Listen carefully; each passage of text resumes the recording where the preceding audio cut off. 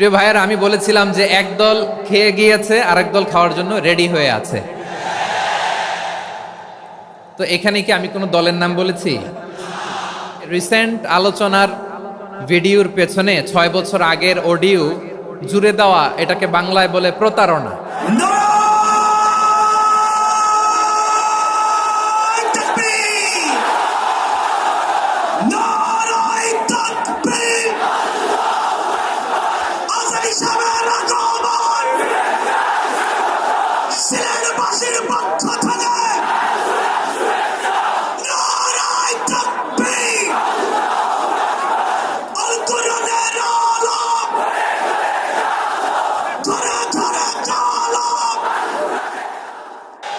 আপনারা খিতা কররা বালানি জিয় মাশাআল্লাহ মাশাআল্লাহ তাবারাকাল্লাহ, আল্লাহ কবুল করো। গত সপ্তাহে আপনারা জানেন খুলনা বিভাগের প্রোগ্রাম আমি দিয়েছিলাম যশোরে আদ্দিন ফাউন্ডেশনের উদ্যোগে। তো যশোরের প্রোগ্রামের এক ভিডিওর পেছনে আমাদের কিছু দিনী ভাইরা 6 বছর আগের এক অডিও ব্যাকগ্রাউন্ডে জুড়ে দিয়ে বিভ্রান্তি ছড়ানোর জন্য সোশ্যাল মিডিয়াতে ছড়িয়ে দিয়েছে। তো তাদের প্রতিও আমাদের কোনো রাগ নাই, ক্ষোভ নাই। তারা হয়তো দিনই তাকাদা থেকেই করেছে, কিন্তু তারা হয়তো বুঝতে পারে নাই এই যে রিসেন্ট আলোচনার ভিডিওর পেছনে 6 বছর আগের অডিও জুড়ে দেওয়া, এটাকে বাংলায় বলে প্রতারণা। কি বলে? প্রতারণা, ধোঁকাবাজি। এখনকার আলোচনার ভিডিও আর ব্যাকগ্রাউন্ডে এডিট করে লাগিয়েছে 6 বছর আগের অডিও। এটারে প্রতারণা বলে, ধোঁকাবাজি বলে। আর বিশ্বনবী বলেন, মান গশানা ফালাইসা মিন্না, the person who deceives us he is not among us. যে আমাদেরকে ধোঁকা দেয় সে আমাদের অন্তর্ভুক্ত নয়। তো বিশ্বনবীর এই হাদিস তারা মনে রাখে না। তো এই জন্য শুধু বিশ্বনবীর প্রতি সাল্লাল্লাহু আলাইহি ওয়াসাল্লামের প্রতি সেরেফ ভালোবাসা আপনাকে বাঁচাতে পারবে না যদি বিশ্বনবীর আদর্শ আপনি গ্রহণ না করেন। তার জলজান্ত প্রমাণ, আবু তালেব বিশ্বনবীকে অনেক ভালোবেসেছেন আলাইহিস সালাতু ওয়াসসালাম। পলিটিক্যাল শেল্টার, ফিনান্সিয়াল শেল্টার, সব ধরনের শেল্টার তিনি দিয়েছেন, কিন্তু বিশ্বনবীর আদর্শ মানেন নাই। মুক্তি মিলবে? হ্যাঁ, আওয়াজ করে বলেন, আবু তালেবের কি মুক্তি মিলবে? তাহলে সেরেফ ভালোবাসা আপনাকে বাঁচাতে পারবে। ভালোবাসার পাশাপাশি বিশ্বনবীর আদর্শকে মেনে নেওয়ার দরকার আছে না নাই? তো যারা এই সমস্ত কাজ করেন আমাদের ভাইয়েরা, তাদের জন্য আল্লাহ তাআলার কাছে আমরা হেদায়েতের দোয়া করি। আবার আমি দেখেছি আমার গত সপ্তাহের যশোরের আলোচনার একটা লাইনকে কেন্দ্র করে আমাদের অনেক রাজনীতিবিদ বন্ধুরা অনেক ক্ষুব্ধ প্রতিক্রিয়া দেখাচ্ছেন। ওই কথাকে নিজেদের গায়ে টেনে, নিজেদের গায়ে মেখে ওনারা ক্ষুব্ধ হয়েছেন। প্রিয় ভাইয়েরা, আমি বলেছিলাম যে একদল খেয়ে গিয়েছে আর একদল খাওয়ার জন্য রেডি হয়ে আছে। তো এখানে কি আমি কোনো দলের নাম বলেছি? বাংলাদেশে 48টা প্রায় নিবন্ধিত রাজনৈতিক দল, কোনো দলের নাম আমি বলিনি। কথাটাকে আমি জেনারেল রেখেছি। দায়ীদের বৈশিষ্ট্যই এটা, দায়ীরা জেনারেলি কথা বলে, যার যেই মেসেজ নেয়ার তারা সেখান থেকে নিয়ে নেয়।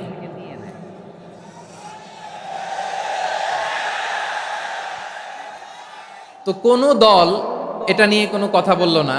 আপনারা এটাকে নিজের গায়ে যে মাখালেন, এটা ঠিক হয়নি।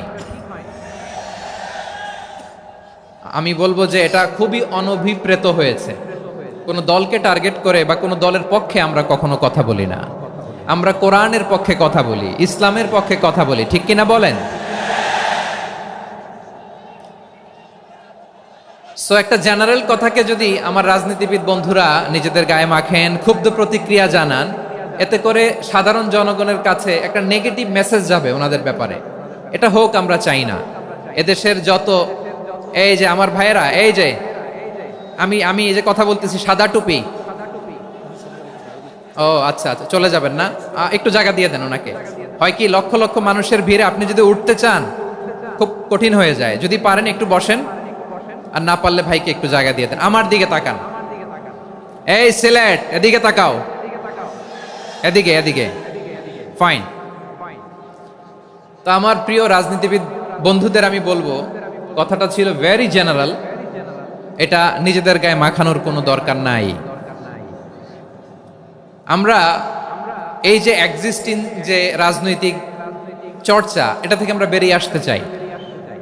আমরা চাই না এদেশে চাঁদাবাজি, দখলবাজি থাক, ঠিক কিনা বলেন? এদেশে কোনো দুর্নীতি থাক, টেন্ডারবাজি থাক, এগুলো আমরা চাই। আই হেট পলিটিক্স একটা জেনারেশন আছে, এই বেশিরভাগ জেনজি অফ সিলেট, এরা আই হেট পলিটিক্স জেনারেশন, এরা পলিটিক্সকে পছন্দ করে না। তো কেন করে না, এর দায়ভার আমাদের আছে না নাই? আছে।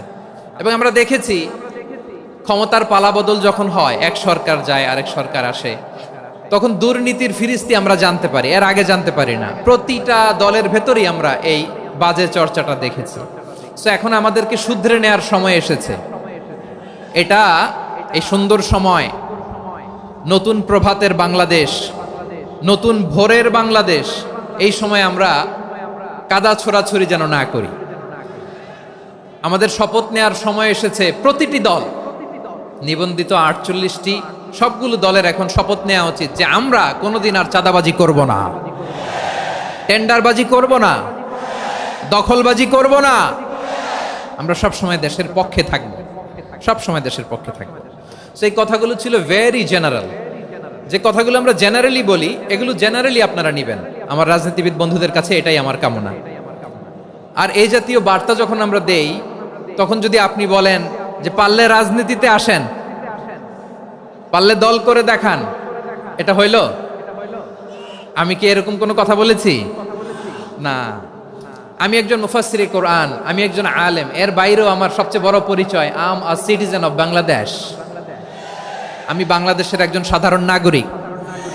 আমার দেশের যে কোনো সমস্যা, যে কোনো ইনকনসিস্টেন্সি, অসঙ্গতি নিয়ে মত প্রকাশের স্বাধীনতা আমার আছে না নাই? আপনারাই তো বাক স্বাধীনতার কথা বলেন, ফ্রিডম অফ স্পিচের কথা বলেন, বাক স্বাধীনতার কথা বলেন। আপনারাই যদি আবার কোনো মন্তব্যের কারণে বলেন যে রাজনীতির মাঠে আসেন, দল করেন, দেখি কতটুকু পারেন, এটা ঠিক হবে না। তাই প্রিয় ভাইয়ের, আসুন আমরা দল মত নির্বিশেষে কাঁধে কাঁধ মিলিয়ে সোনার বাংলাদেশ গড়ি, দুর্নীতিমুক্ত বাংলাদেশ গড়ি। যে বাংলাদেশের জন্য রক্ত দিয়েছে আবু সাইদ, যে নতুন ভোরের বাংলাদেশের জন্য রক্ত দিয়েছে মুগ্ধরা, যে নতুন বাংলাদেশের জন্য রক্ত ঝরিয়েছে 24-এর যে গণ অভ্যুত্থানের প্রত্যেকটি শহীদের আওয়াজ করে বলেন ঠিক কিনা? আল্লাহ তাআলা আমার দেশকে তুমি নিরাপদ করো, শান্তিময় করো। আমরা যেন স্বাধীন সার্বভৌম বাংলাদেশে মাথা উঁচু করে বিশ্ব দরবারে দাঁড়াতে পারি। আল্লাহ তুমি তৌফিক দান করো। আওয়াজ করে সবাই পড়ে আমিন। প্রিয় ভাইয়েরা, আমি আর কাল বিলম্ব না করে আসুন সরাসরি মহাবিশ্বের মহাগ্রন্থ,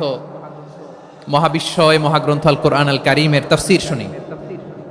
আমি আজকের এই চমৎকার রজনীতে আলোচনা করবার জন্য সূরাতুল আহজাবের 45-46 এই দুটি আয়াতকে চুজ করেছি। এই দুটি আয়াতের আলোকে কিছু কথা আপনাদের সাথে শেয়ার করব। আওয়াজ করে পড়ুন ইনশাআল্লাহ। তার আগে আসুন একটু দেখে নিই আপনারা কে কোথা থেকে এসেছেন। আপনারা সুনামগঞ্জ জেলা থেকে কারা কারা এসেছেন দেখি। সুনামগঞ্জ, মাশাআল্লাহ মাশাআল্লাহ মাশাআল্লাহ, ঠিক আছে, হাত নামাও। সুনামগঞ্জ গেল। হবিগঞ্জ, হবিগঞ্জ, ঠিক আছে, হাত নামাও। মৌলভীবাজার, দেখি মৌলভীবাজার, মাশাআল্লাহ, ঠিক আছে। এবার সিলেটের কারা কারা দেখি।